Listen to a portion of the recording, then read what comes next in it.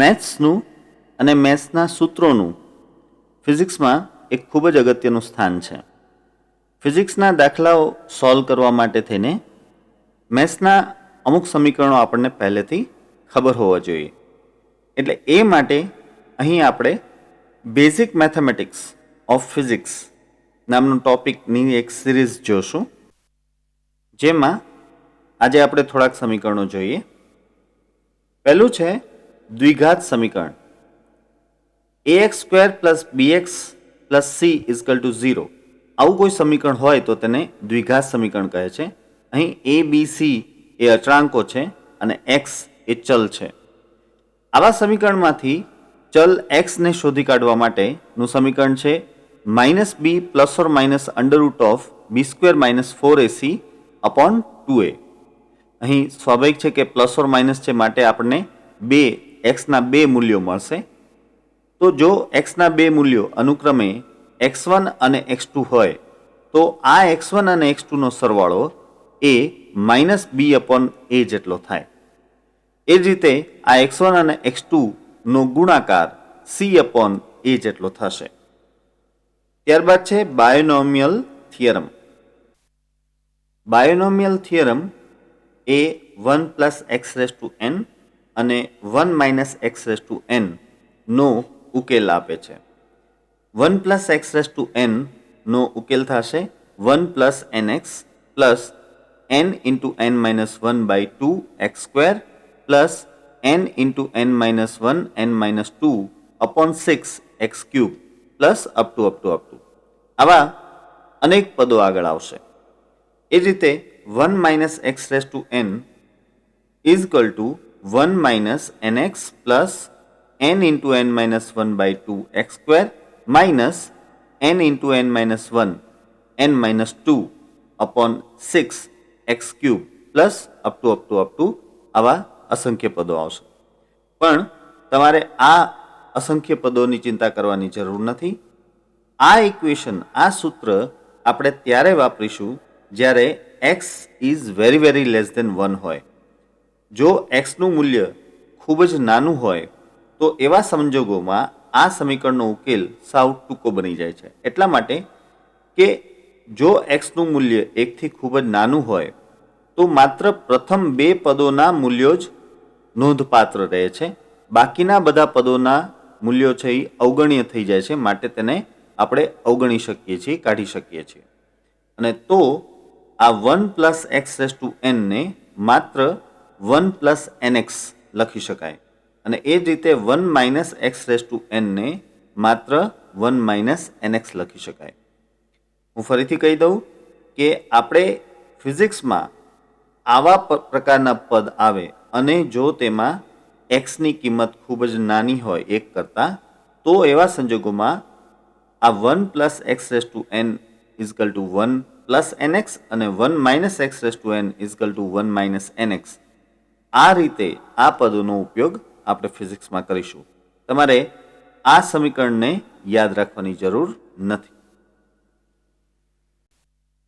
ત્યારબાદ ત્રીજું છે લોગેરિધમ. લોગેરિધમમાં મુખ્ય બે પ્રકારના લોગ છે કે જેનો ઉપયોગ આપણે ફિઝિક્સમાં કરીએ છીએ. એક છે 10ના આધારવાળો લોગ, જેને log of x to the base 10 એમ બોલાય, અને બીજો છે ના આધારવાળો લોગ, જેમાં અહીં એ એક્સપોનેન્શિયલને રજૂ કરે છે. અહીં દર્શાવેલું છે નીચે એક્સપોનેન્શિયલ, અને આ નું મૂલ્ય છે 2.718. એક્સપોનેન્શિયલ એટલે ગુજરાતીમાં ચર ઘાતાંકીય વિધેય.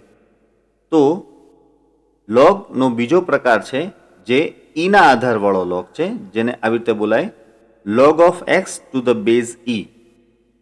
પરંતુ તેને ટૂંકમાં વ્યવહારમાં આ જે લોગ છે 10ના આધારવાળો લોગ, તેને માત્ર log x લખાય છે, અને ના આધારવાળો લોગ તેને માત્ર ln x લખાય છે. તો ફિઝિક્સમાં આપણે બે પ્રકારના લોગનો મુખ્યત્વે ઉપયોગ કરીશું, log of x અને ln of x. યાદ રાખીશું, જ્યારે આપણે log of x બોલીએ છીએ ત્યારે તે 10ના આધારવાળો લોગ છે, અને ln of x બોલીએ છીએ ત્યારે ના આધારવાળો લોગ છે. વળી આ સમીકરણ આપણને ln x અને log x વચ્ચેનો સંબંધ આપે છે. ln of x is equal to 2.303 log of x થાય. એટલે કે ln x એ log x કરતાં 2.303 ગણો વધારે છે. યાદ રહે કે આપણે જે લોગ ટેબલ યુઝ કરીએ છીએ તેમાં માત્ર log x એટલે કે 10ના આધારવાળો log જ દર્શાવેલો હોય છે, ln of x નથી હોતો. માટે તમારે ln x જોવું હોય તો log x નું મૂલ્ય જોઈને તેને 2.303 થી ગુણવું પડશે. લોગમાં બે મૂલ્યો એવા કે જેનું મૂલ્ય તમને મોઢે યાદ હોવું જોઈએ, જેમાં પહેલું છે log of 2 that is 0.3010 અને log of 3 that is 0.4771. આ બે મૂલ્યો વારંવાર ઉપયોગમાં આવતા હોવાથી તમને યાદ હોવા જોઈએ. હવે લોગના થોડા સમીકરણો જોઈએ.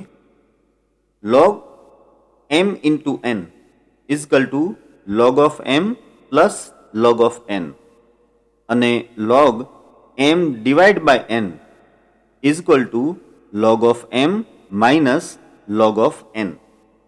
એટલે જો બે પદોનો ગુણાકાર થતો હોય તો તેના લોગનો સરવાળો થશે, જો બે પદોનો ભાગાકાર થતો હોય તો તેના લોગની બાદબાકી થશે. એ જ રીતે ઘાતના કિસ્સામાં log of m raised to n is equal to n log of m. અહીં એક વાત ખાસ યાદ રાખજો વિદ્યાર્થી મિત્રો, આ ત્રણેય સમીકરણો જેમ log માટે લગાડી શકાય છે તેમ ln માટે એટલે કે ઈના આધારવાળા log માટે પણ લગાડી શકાય છે. હવે ln of x બરાબર જો y થતું હોય તો x બરાબર e raised to y or expy, જેને આપણે બોલીએ છીએ એક્સપોનેન્શિયલ y. આપણે એક્સપોનેન્શિયલ y ને e raised to y પણ લખી શકીએ અને exp into y પણ લખી શકીએ. તો ફરીથી જો ln of x બરાબર y હોય તો x બરાબર એક્સપોનેન્શિયલ y લખી શકાય. હવે 4માં જોઈએ યોગ વિયોગની રીત. જો p upon q બરાબર a upon b હોય તો p plus q upon p minus q બરાબર a plus b upon a minus b લખી શકાય. અહીં આ પ્રક્રિયાને યોગ અને આ પ્રક્રિયાને વિયોગ કહેવાય છે. માટે અહીં આપણે આ સમીકરણમાંથી યોગ અને વિયોગ બંને લીધા છે. અલબત્ત આપણે માત્ર યોગ અથવા તો માત્ર વિયોગ પણ લઈ શકીએ. એટલે કે p upon q is equal to a upon b હોય તો તેને p plus q upon q is equal to a plus b upon b લખી શકાય. અહીં માત્ર યોગ લીધેલો છે. અથવા આ જ સમીકરણને p upon p minus q is equal to a upon a minus b પણ લખી શકાય. અહીં માત્ર વિયોગ લીધેલો છે. ત્યારબાદ જોઈએ 5મું જ્યોમેટ્રિક પ્રોગ્રેશન, જેને ટૂંકમાં જીપી લખાય. આ એક ખૂબ જ અગત્યનું મેથેમેટિકલ ટૂલ કહી શકાય જે ફિઝિક્સ માટે ખૂબ જ જરૂરી છે. જો a plus AR plus AR square plus AR cube plus AR raised to 4 વગેરે વગેરે પ્રકારના પદોનો સરવાળો થતો હોય જ્યાં આરનું મૂલ્ય છે 1 થી ખૂબ જ નાનું હોય તો આવા n પદોનો સરવાળો ટૂંકમાં Sn is equal to a into 1 minus r raised to n upon 1 minus r દ્વારા દર્શાવી શકાય.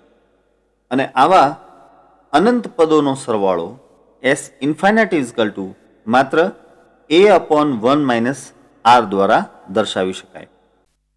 ફરીથી કહું વિદ્યાર્થી મિત્રો, જો ફિઝિક્સના કોઈ દાખલામાં આવા પ્રકારનું પદ આવે છે તો આવા n પદોનો સરવાળો સાવ ટૂંકમાં આ સમીકરણ દ્વારા દર્શાવી શકાય અને આવા અનંત પદોનો સરવાળો ટૂંકમાં આ સમીકરણ દ્વારા દર્શાવી શકાય. અહીં ખાસ ધ્યાન રાખવું કે આરનું મૂલ્ય એટલે કે અહીં આર તરીકે જે કોઈ પદ હોય એ પદનું મૂલ્ય 1 કરતાં ખૂબ જ નાનું હોવું જોશે.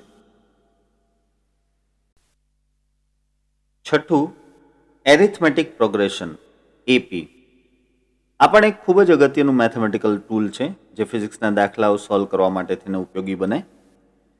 જો a++ d + a+2d + a+3d up to a+n-1d પ્રકારનો સરવાળો આપેલો હોય તો આવા n પદોનો સરવાળો ટૂંકમાં Sn n/2 into bracket 2a plus n-1 into d દ્વારા દર્શાવી શકાય.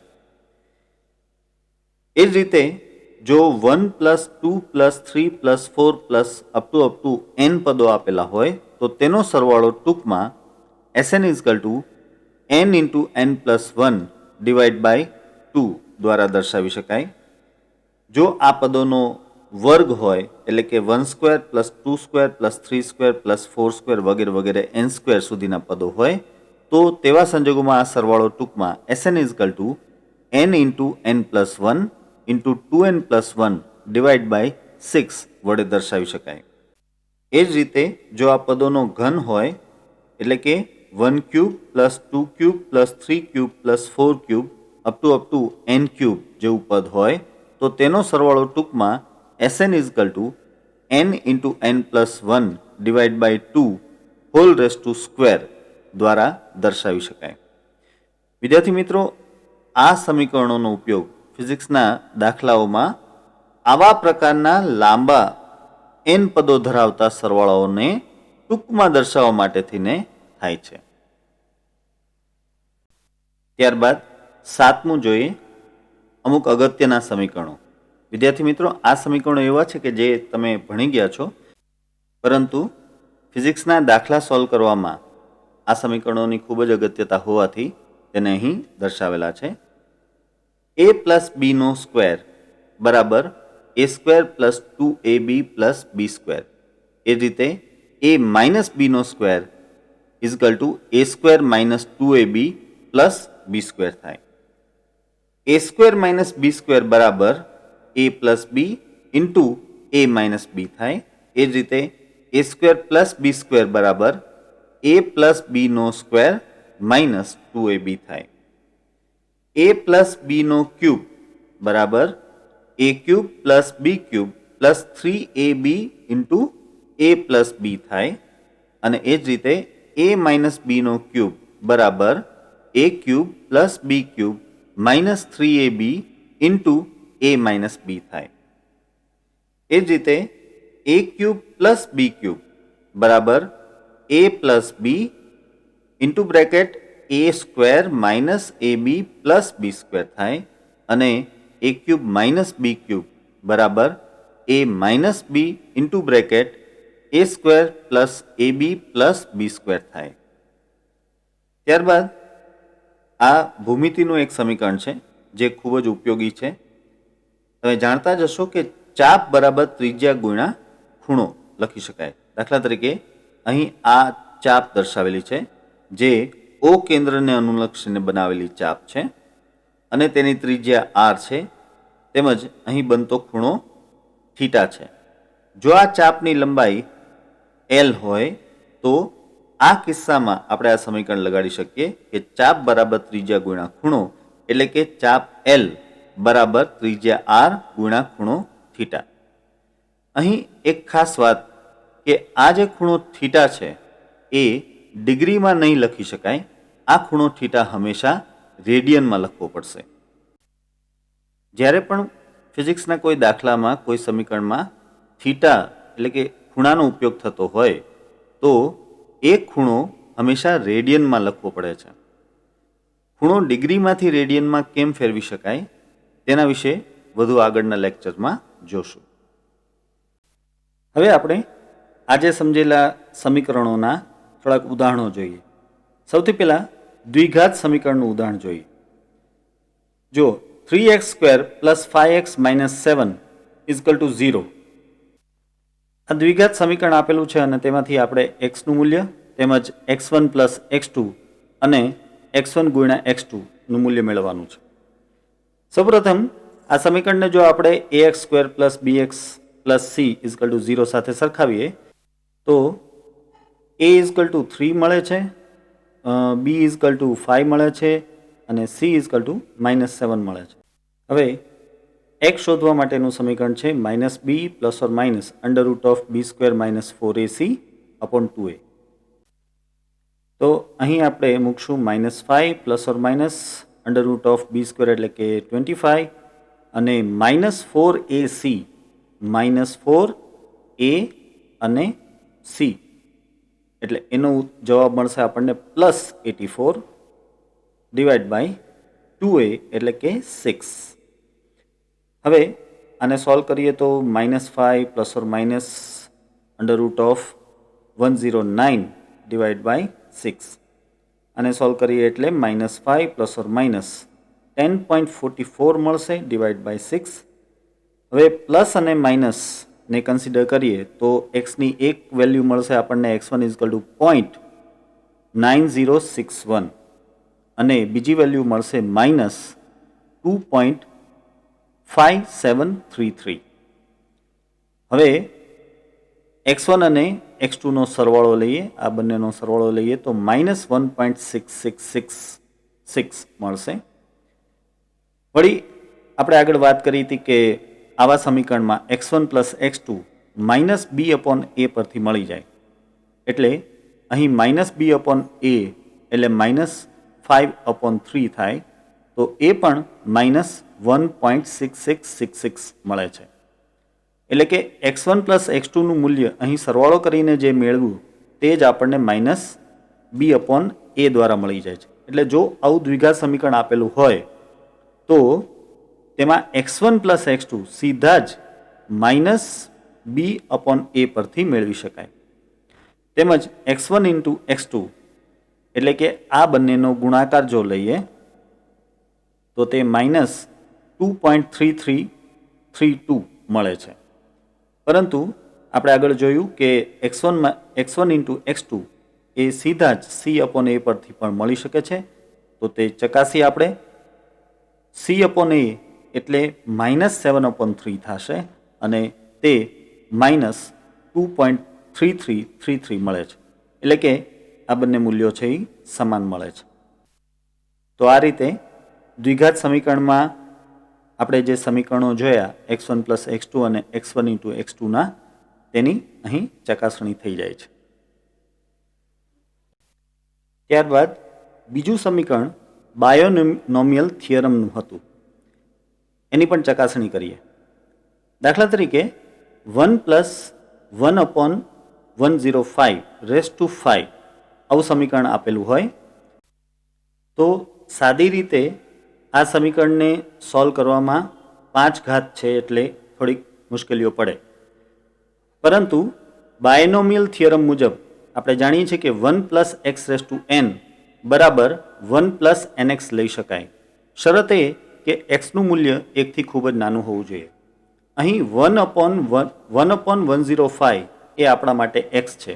સ્વાભાવિક છે કે આનું મૂલ્ય 1 થી ખૂબ જ નાનું આવશે. માટે અહીં આપણે આ સમીકરણનો ઉકેલ સીધો જ 1 + nx દ્વારા દર્શાવી શકીએ.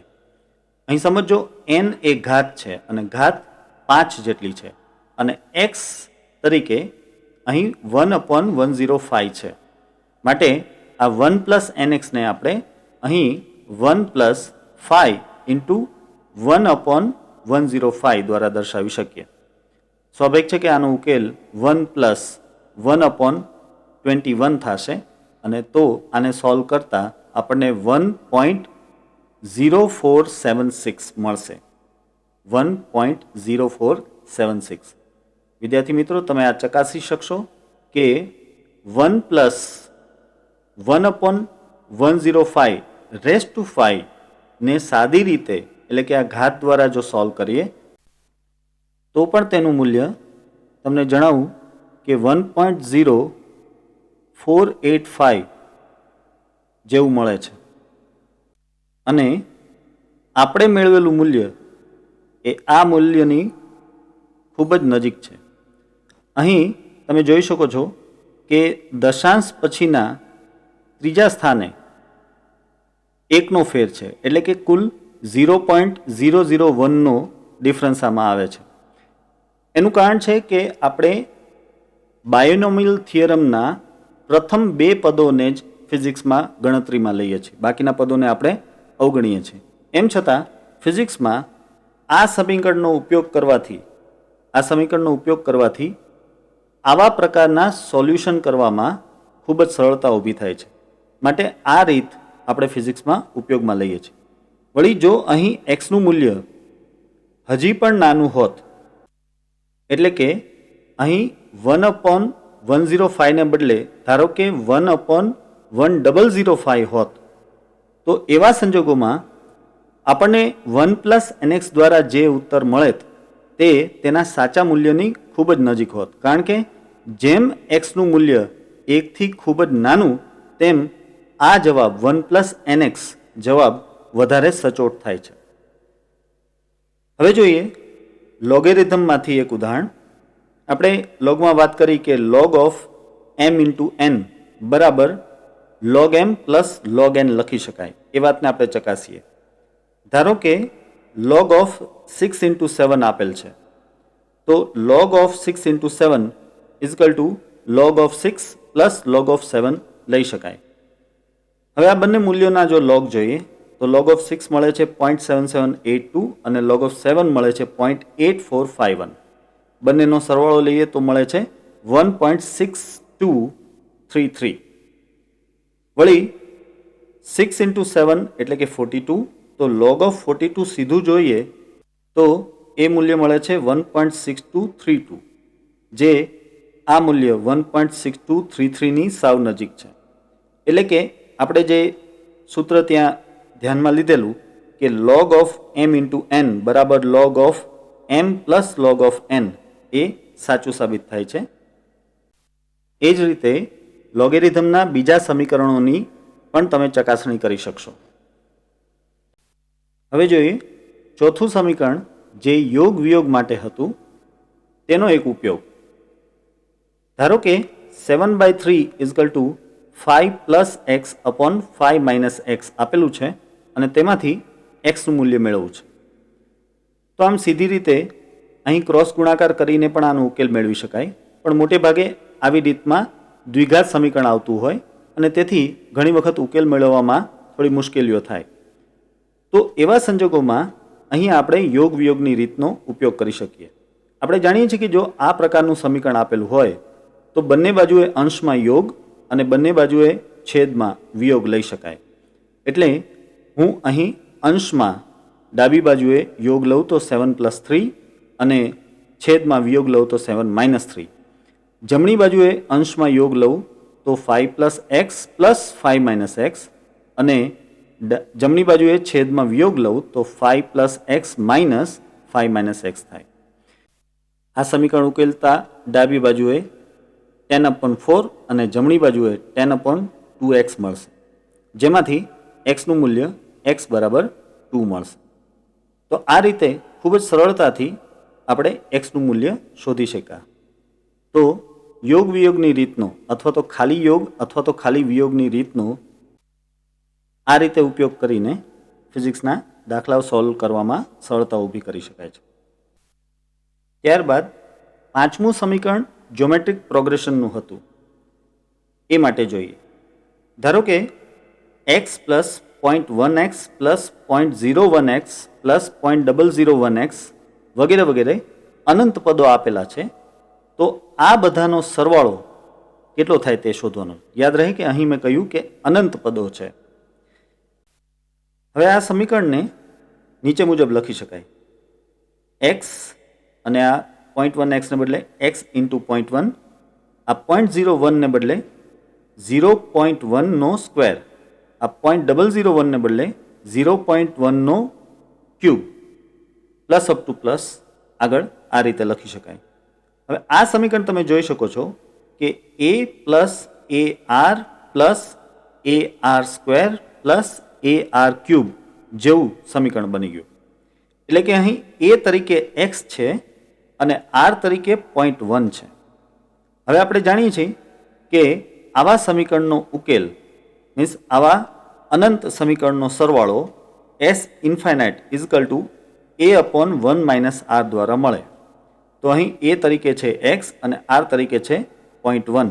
તેથી આ મળશે આપણને x/0.9 એટલે કે 1 0.1111x।